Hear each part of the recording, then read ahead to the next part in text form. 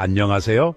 세상 사는 이야기를 나누는 사랑방 채널 러블리 TV입니다. 오늘은 말기 환자나 회복 가능성이 없는 상태에서도 무분별하게 시행되고 있어서 최근에 사회적 논란이 되고 있는 연명치료에 대해 알아보겠습니다.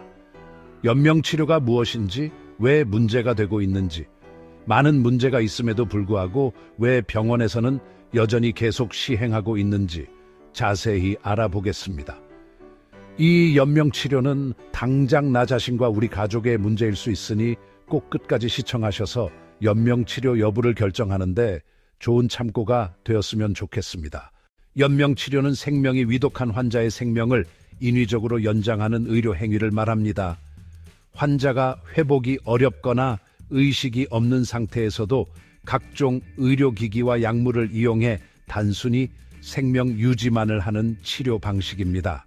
주요 연명치료 방법은 다음과 같습니다. 첫째, 인공호흡기 사용. 자가호흡이 불가능한 환자의 호흡을 기계가 대신합니다. 둘째, 심폐소생술. 심장이 정지했을 때 전기 충격, 약물 등을 사용해 다시 뛰게 합니다. 셋째, 인공 영양 공급. 코나 입을 통해 위에 직접 삽입하는 튜브인 위관이나 정맥 주사로 영양을 공급합니다. 넷째, 혈액투석. 신장이 제 기능을 하지 못할 때 인공적으로 노폐물을 제거합니다. 다섯째, 강심제, 항생제 투여. 심장 기능 유지와 감염 예방을 합니다.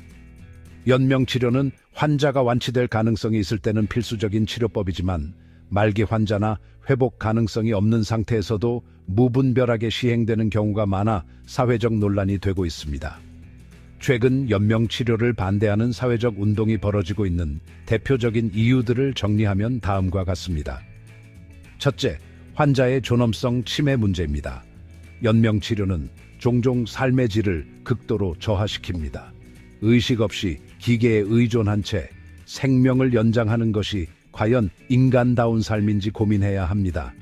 환자가 극심한 고통 속에 있는 경우 무조건 생명을 연장하는 것이 오히려 비인간적일 수 있습니다. 둘째, 회복 가능성이 거의 없다는 문제입니다. 연명치료는 근본적인 치료가 아니라 단순히 생명을 조금 더 유지시키는 것에 불과합니다. 특히 말기 암, 심각한 뇌 손상 등에서 연명치료를 해도 회복 가능성이 거의 없는 경우가 많습니다. 셋째, 환자의 자율권 존중 문제입니다. 환자는 자신의 치료 여부를 결정할 권리가 있습니다.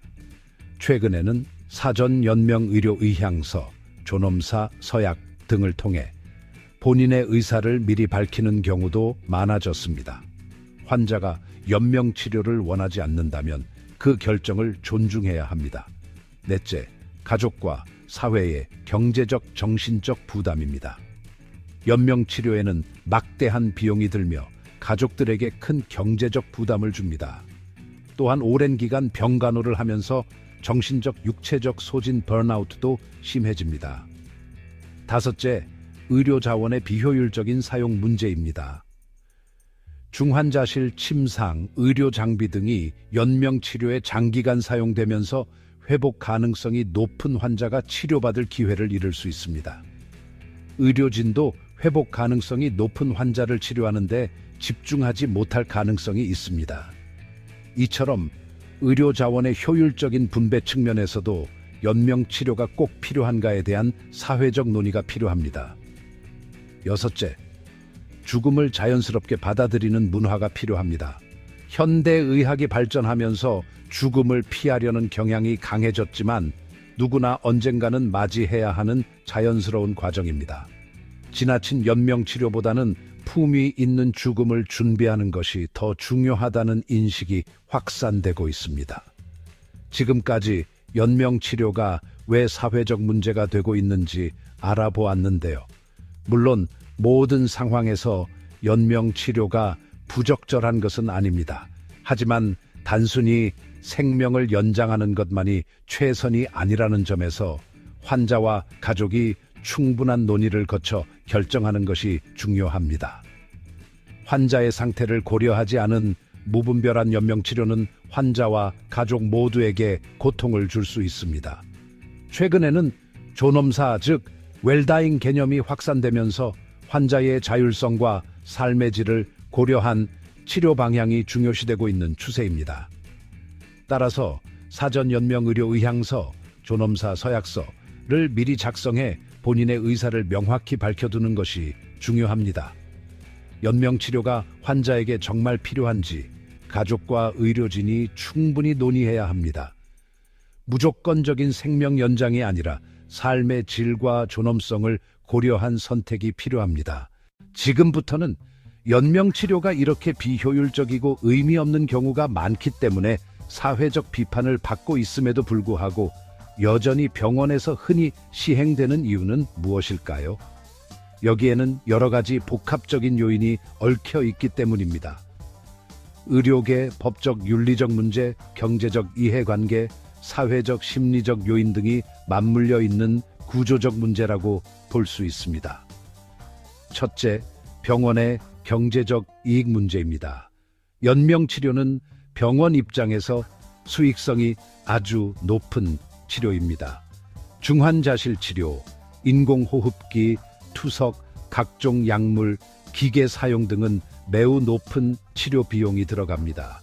병원은 중환자 치료에 대한 보험금, 치료비 등을 계속 청구할 수 있습니다. 일부 사립병원이나 영리병원은 환자를 오랫동안 입원시키는 것이 더 많은 이익이 됩니다. 즉, 환자가 회복될 가능성이 낮더라도 병원은 경제적 수익성을 이유로 연명 치료를 권장하는 경우가 많습니다.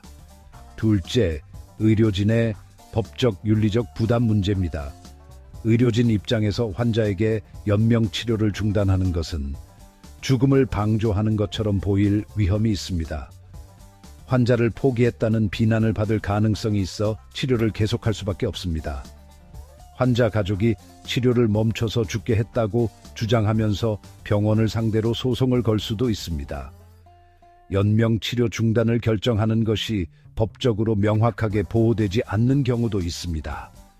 결과적으로 의사들은 법적 문제를 피하기 위해 환자의 상태와 관계없이 치료를 지속하는 경우가 많습니다. 셋째, 환자 가족의 심리적 요인 문제입니다. 많은 가족들이 조금만 더 기다리면 기적이 일어날 수도 있다는 희망을 가집니다. 사랑하는 사람이 눈앞에서 죽는 것을 받아들이기 힘들기 때문에 의료진에게 치료를 계속해달라고 요구합니다. 주변의 시선, 즉 포기하는 가족이라는 비난 때문에 연명 치료를 멈추기 어려운 경우도 있습니다. 부모나 자식이 생명 유지 장치를 달고 있으면 직접 결정하기가 너무 괴롭고 죄책감을 느끼기 때문일 수도 있습니다. 결국 가족들은 회복 가능성이 없다는 것을 알면서도 치료를 계속할 것을 요구하는 경우가 많습니다. 넷째, 생명을 포기하는 것에 대한 사회적 인식 부족이 문제입니다. 한국을 포함한 많은 나라에서는 생명을 끝까지 살려야 한다는 윤리적 관념이 강합니다.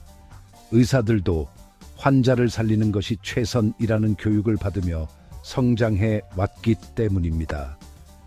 죽음을 자연스러운 과정으로 받아들이는 문화가 부족하기 때문에 환자와 가족들도 연명치료 중단을 쉽게 결정하지 못합니다. 결국 사회적으로 연명치료에 대한 대화와 논의가 부족하여 무조건적인 치료가 지속되는 경향이 있습니다. 다섯째, 의료 시스템의 구조적 문제입니다. 일부 병원에서는 연명치료를 중단할 가이드라인이나 프로토콜이 명확하지 않습니다.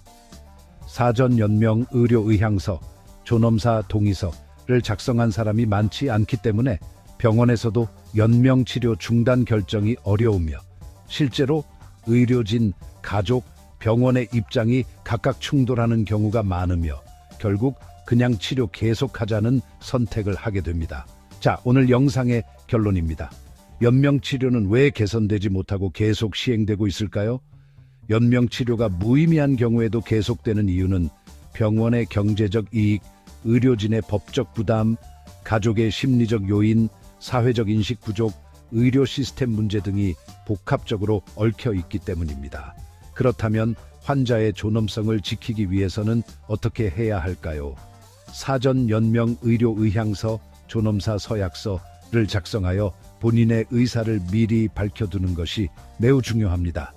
그리고 의료진과 가족이 충분한 대화를 통해 합리적인 선택을 할 수 있도록 시스템도 개선되어야 합니다.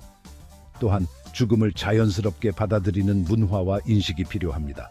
결국 연명치료는 단순히 병원이나 의사의 문제가 아니라 사회 전체가 함께 고민하고 해결해야 할 문제입니다. 여러분, 오늘 내용 어떠셨나요?